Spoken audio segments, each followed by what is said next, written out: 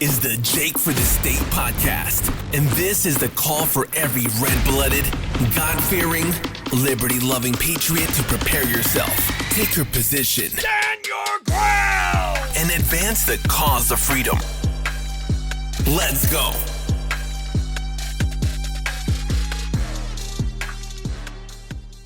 Hey guys, welcome back to the Jake for the State podcast, and I am here with Paul Tice, author of The Race to Zero, How ESG Investing Will Crater the Global Financial System.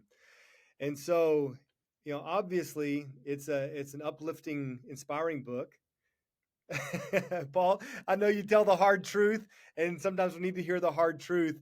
And, I want to just go ahead and bounce to you. What inspired you to write this book? Obviously, the day we're living in is critical.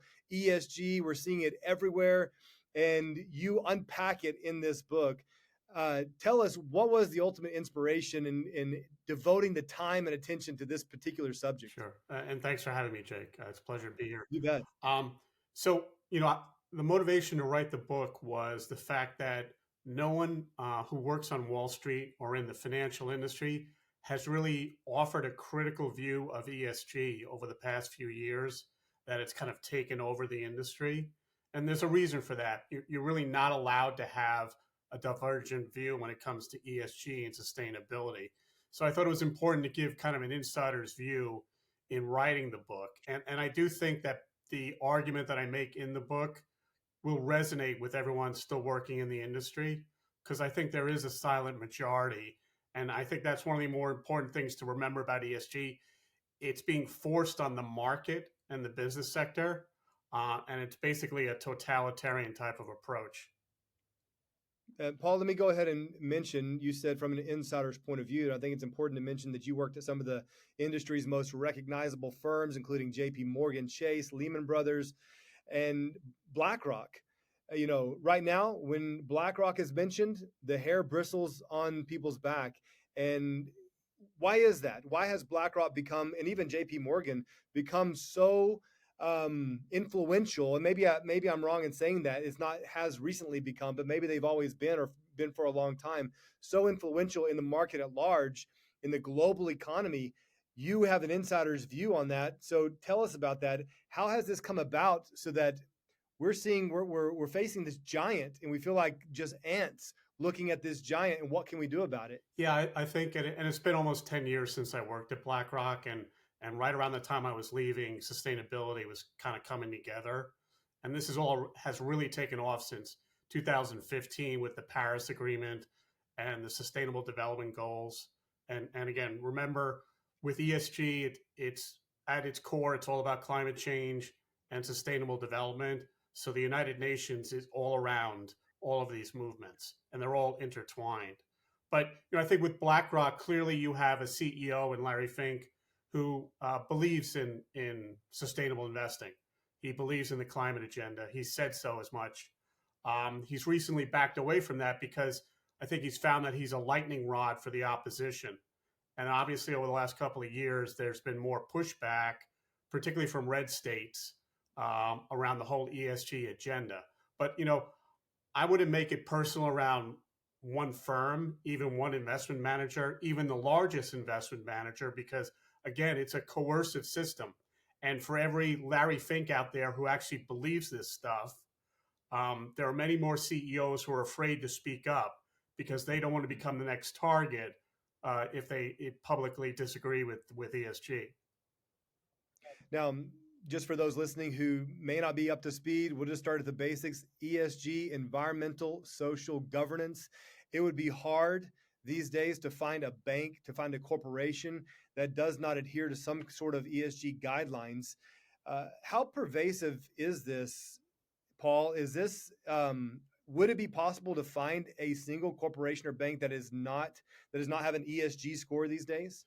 Yeah, no, I mean, over the last 10 years, it's really been pushed onto the market, and you see the whole proliferation of service providers that at one level are trying to make money off of this trend.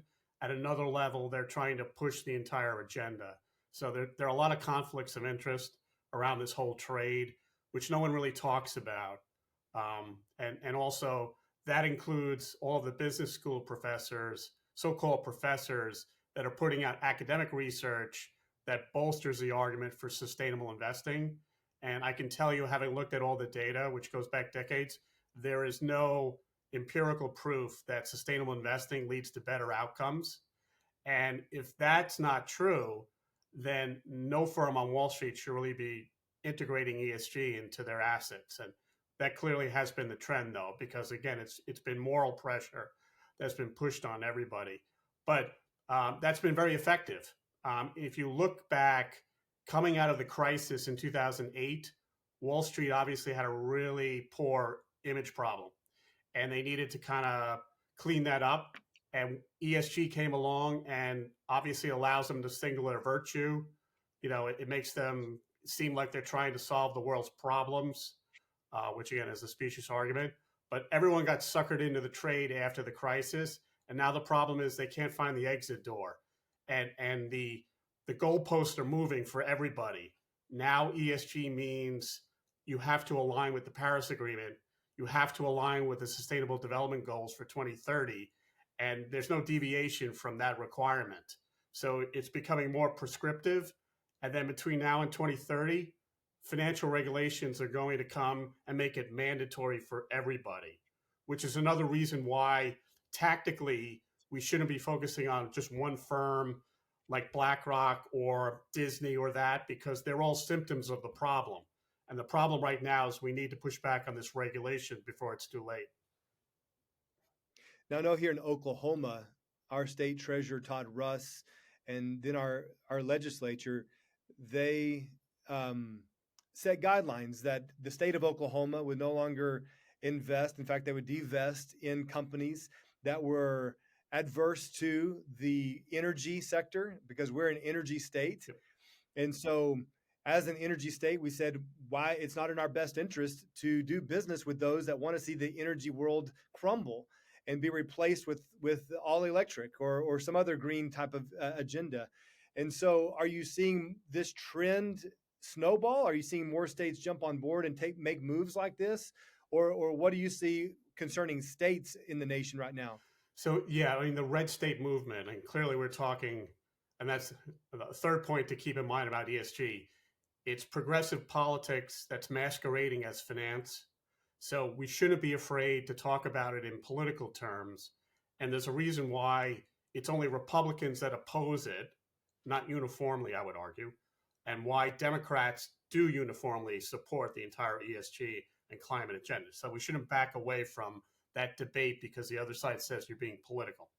They've used the same argument on climate change for the last 40 years. So I think it's good that the red states are leading the charge. I personally think there's a better chance of progress if it comes from the state level, given kind of the issues that we've had in terms of Republicans at the federal level trying to get things done. So I think it's all good that Oklahoma, Texas, West Virginia, all of the fossil fuel dependent states are pulling back business, both pension fund business and state business, from whatever firm they think doesn't align with the interest of the states. But if we're honest about it and we just look at the numbers, that may not tip the scales here. I think it's good. It keeps the issue out in front. And I think it lights a fire at a certain level under a number of the banks and financial institutions. But it's not going to matter because at the end of the day, blue state pension funds are significantly larger than red states.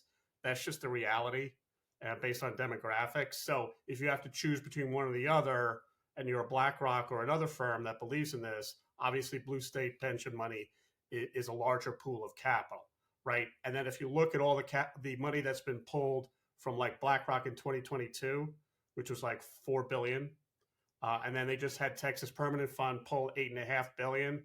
Again, this is a $10 trillion company. So it's going to take hundreds, if not thousands of years to really make a dent in terms of pulling enough capital away from them to change it. And again, as I said before, even if you were to turn BlackRock, really turn them on ESG and sustainability, I think a lot of what you've seen recently has been a tactical retreat. But if you were able to get them to back away completely from it, it wouldn't change the fact that everybody else is operating out of fear, as opposed to following Larry Fink because they think this is a new way to make money. and to outperform the market, which it's not. So I think it's good that the red states are doing that, but that in and of itself can't be all that we do. You're with Paul Tice, the author of The Race to Zero, How ESG Investing Will Crater the Global Financial System. Paul, do you have many discussions with the left? Do you with Democrats? And if so, what does that conversation look like? Because I think that on the right, conservatives, we're on board with this. We're on board with pushing back against ESG. But is there any talking point that would work with a leftist, a Democrat, that would get them on board? You're saying that if all of the red states were to push back, it really wouldn't make that much of a difference. I mean, it seems like we're going to need to be unified in this stance against ESG. But are the Democrats, have they swallowed it hook, line, and sinker? Is there any give on the left that you're seeing? I mean, not to be pessimistic, but just being pragmatic, I think the answer is no. I think there's too much capital, both political, financial, personal, that's been vested in this process for the last 40 years. And we really need to acknowledge, and that's another reason why I wrote the book, is to acknowledge we have a problem and the depth and breadth of the problem. And if you look again at ESG as being the third leg of the stool that includes climate change and sustainable development, both of those other two verticals were started back in the 80s, right? And we know how long we've been talking about global warming and climate change, right? ESG is just the funding mechanism for that agenda. And it's a way for the government basically to have the private sector do all the heavy lifting in terms of financing green energy and, more importantly, defunding oil and gas. It's a two-step process there whenever you talk to the other side. So honestly, I'm open to debating. Most of the conversations I've had since I published the book have been people from the right, because the left has told you for decades they don't want to debate any of this. They don't want to debate climate change, the importance of sustainable development, and it's the same with ESG investing. I mean, it's very tough to get people on Wall Street who have, made a career out of sustainable investing to actually debate you, because I don't think they have much of an argument. And that's one reason why I think a lot of them shy away from it. They only speak in friendly atmospheres where you're not pressed, but it doesn't take that many questions to, point out all the fatal flaws in both climate change as well as ESG investing. And I think that's one reason why they don't want to have a public discussion about it. So in your book, The Race to Zero, you say a global financial system where every trade, investment, and portfolio decision is viewed through a subjective, multivariate moral prism applied by a third-party sustainability. Experts will represent a paradigm shift that fundamentally changes Wall Street. So how is Wall Street being fundamentally changed? And why do you think ESG investing isn't just another Wall Street fad? Well, it's not a fad because clearly it has legs, right? And it's only getting progressively worse. And once regulation comes and cements it all in place, then it'll take on permanence, right? And it's changing Wall Street because you're introducing a whole new set of criteria, calling them investment criteria, and redefining the investment function. So as you said, environmental, social, governance factors are how you define ESG. And those are morally subjective. And if you're working on Wall Street, it's designed to remove your agency, right? I worked on Wall Street for years, both the buy side and the sell side. And you knew the objective financial metrics that you needed to focus on, as well as the macro metrics. And you came up with a relative value view, whether something was cheap or expensive, right? And buy and sell, right? So that is the process that's worked up until now. And now we're introducing these subjective factors, chief of which among are climate change, and using that to decide which companies will get capital and which won't. And it's designed, ESG is designed to basically put in a gatekeeper function for the capital markets. You're going to lock out certain industries, starting with fossil fuels, and then you're going to open the gates for green energy and whatever other industries and companies that the progressive left favors, right? So it's designed so that if you work on Wall Street, you always have to refer to a third party to get a ruling, right? Because again, these are subjective factors, And there's really no way, if you look at this chaotic system of different criteria, how do you weight one versus the other, right? And you see that chaos in all the ESG scores and ratings that have developed, none of which are consistent or fungible. And so you're endlessly always looking to an outside activist to make a decision. And that's by design, and regulations are going to come in and standardize that at a certain level. But those regulations have been designed by activists, right? Who've been working on the regulators for the last 10 years to implement this agenda. I mean, the analogy that I use is that working on Wall Street is going to be like playing a round of golf, and before you hit every stroke, you're going to need to call in a PGA official for a ruling. That's going to be an interminable day on the links, right? But it's going to be like that working in the markets, because you can decide something is cheap, but then someone may come in, a sustainable expert, so-called, and tell you, no, we can't fund them because their emissions and their carbon footprint is not going down, right? So it's designed to introduce a completely non-financial, morally subjective criteria set that's administered by somebody else outside of the markets. Here with Paul Tice, author of The Race to Zero. Paul, how close is this to China's social credit score? You mentioned the moral connection. And then next question is, do you feel like the next step in this whole scheme is the CBDC, connecting that to ESG, a social credit score, and then the prison gates are closed? Well, I think it's very similar. It's basically the corporate equivalent of what China is doing for individuals over there in terms of their social credit score. So there, your mobility will be restricted, your ability to spend. Again, it's at a personal level. It's the same analogy with ESG and corporations in this company. Depending on your satisfaction of the ESG goals, starting with reducing your emissions footprint, you may or may not be allowed access. And we see that right now in terms of how aggressively in this country, Canada, Europe, the regulators are going after the oil and gas industry and trying to cut off bank lending, cut off credit market access, and cut off equity market access, right? So, if you don't comply and you're on the short list of politically incorrect companies, that's problematic, because if you can starve companies for capital, they won't grow going forward. And if you do that for energy companies, we're going to have a much bigger inflation problem in this country than we've had the last 2 years if you start to really see that pinch oil and gas supply, which you will.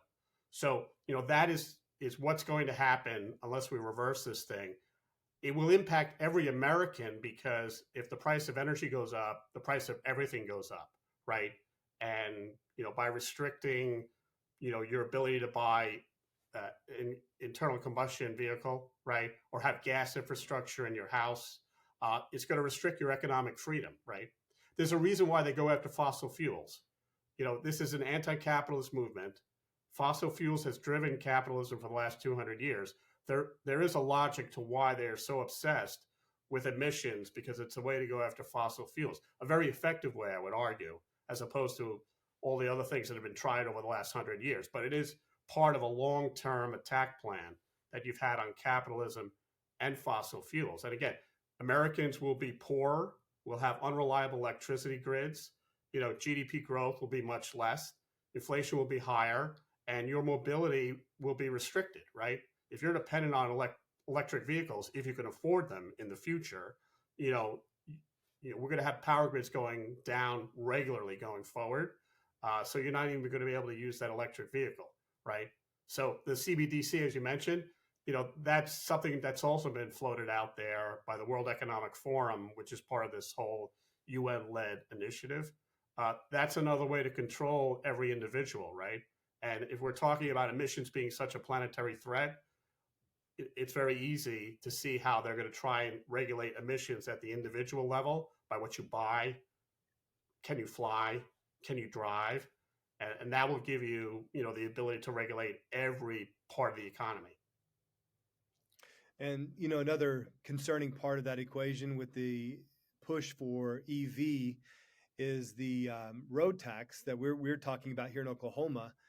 And, if we can't tax based on gas, and we do away with the gas tax because it's pushed to move to all electric vehicles, then how do we monitor how far you've traveled? Well, we need to surveil you. We need to monitor you and track your vehicle and your travel on the highways. And so there's a concern there with that surveillance and the tracking of the mass population. And so the concerns just compound when you start attacking the oil and gas industry, like you just mentioned. The question we're all asking is, what can the average citizen do to counter ESG? Well, just on the surveillance, and there is an important surveillance aspect to all of this, especially if the goal is to focus on how much you're emitting at the individual level. But Right. on top of electrical vehicles and what they're trying to install in cars, the electric utilities, and they're doing it up here in New Jersey, they want to put smart meters on your house so that this is how they sell it, so that you can see your electricity usage every 15 minutes. I think most consumers know how much power they use, and they don't need to see it in 15-minute increments. So the smart meter, I think every time you hear smart, think surveillance. I think that's a good rule of thumb in this economy. But the smart meters are to give the utility visibility into who's using the most power and at what points during the day. And that allows them, I think, to turn off, individual areas, individual residencies and businesses if we have a power outage or a power shortage. And we will have more of that going forward. So I don't think that's visibility you should be giving a regulated utility. I think that's a good reason to opt out of getting any of those meters installed on your house. And certainly don't get a smart thermostat, because then they have the ability to regulate the temperature in your house at different points in time.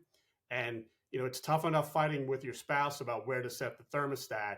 You don't want to have, a two-front war with your regulator at the same time. So, yeah, there's a lot of surveillance around this whole transition that they talk about. But what can Americans do?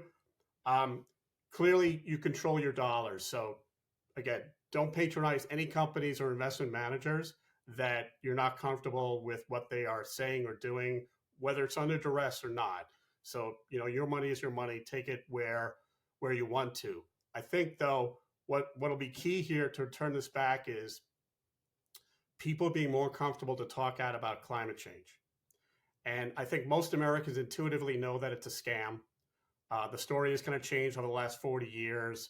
The data have problems. I think people intuitively know that, but I think more people need to be more comfortable speaking out that obvious truth in public, because I think there will be strength in numbers.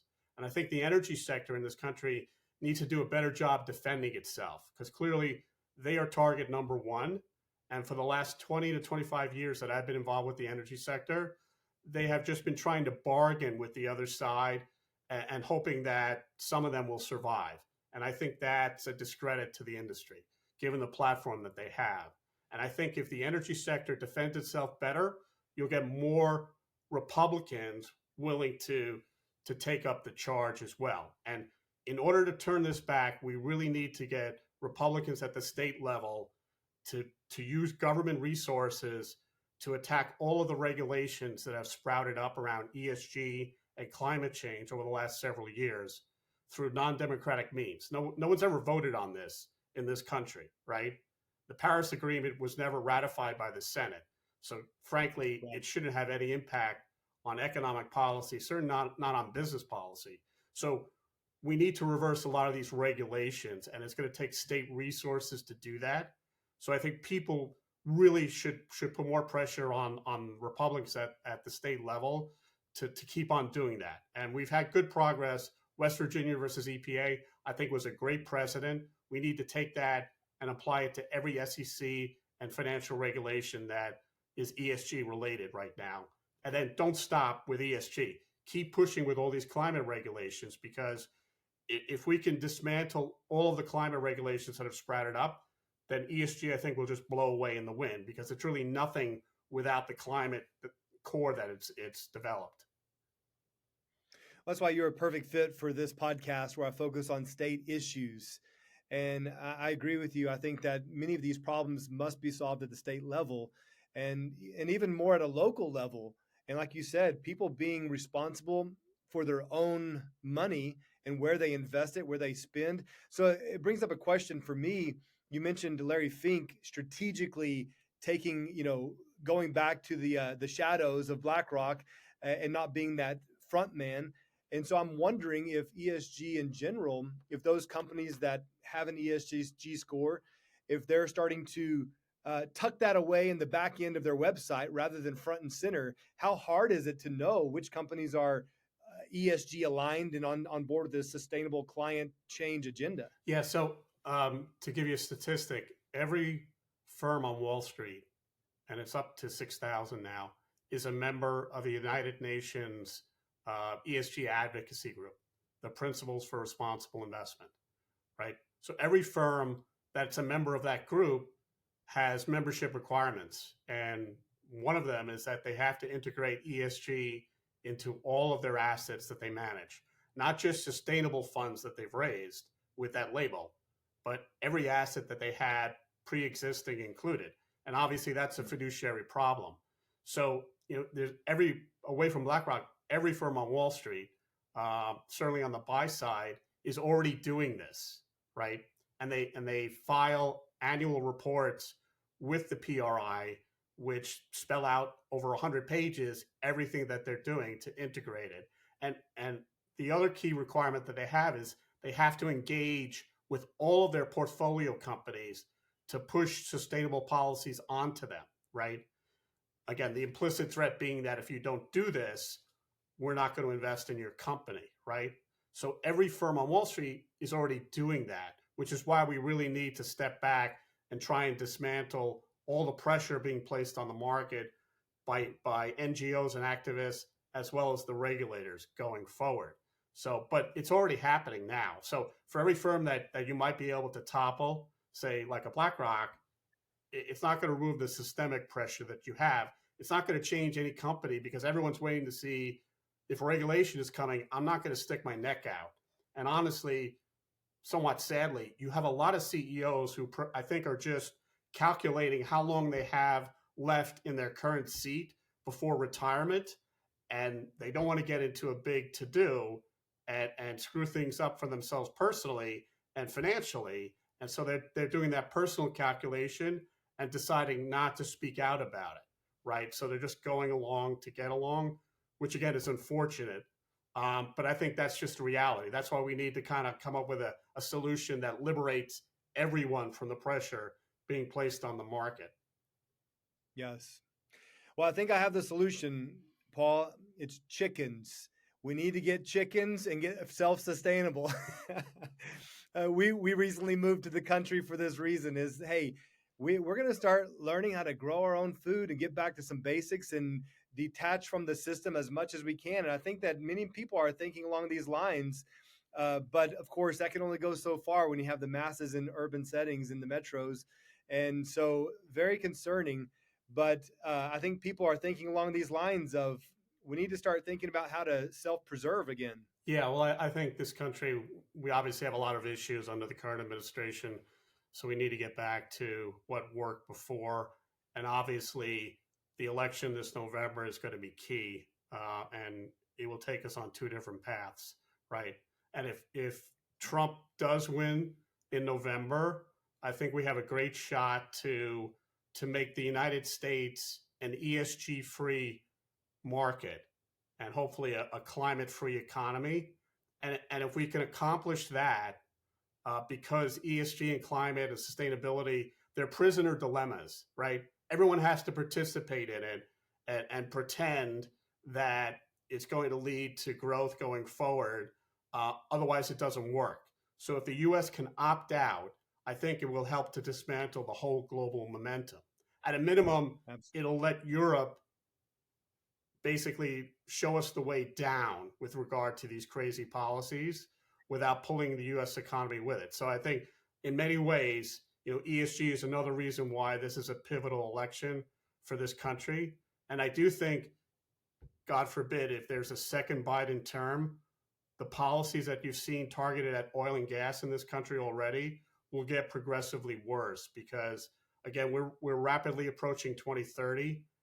I do think declaring a global climate emergency will give a lot of countries more emergency powers that they can use around the climate emergency. And then it's going to be like COVID was a dry run for what may come going forward. So not to leave on a negative note, but I do think decisions have choices. And, we need to focus on this current election. It'll be much easier to accomplish a lot in terms of reversing this if we control the White House. Absolutely. And I think it's a good word to end on. I mean, decisions have consequences, and so do votes. And so we need to vote with this in mind. Paul, I so appreciate your time. Great haircut. We use the same barber, but an even better book. So I appreciate The Race to Zero. And I encourage everyone to go out and get a copy. How can people find a copy? You can get it at the publisher Encounter Books website, or you can get it at any major book retailer, including Amazon. Awesome.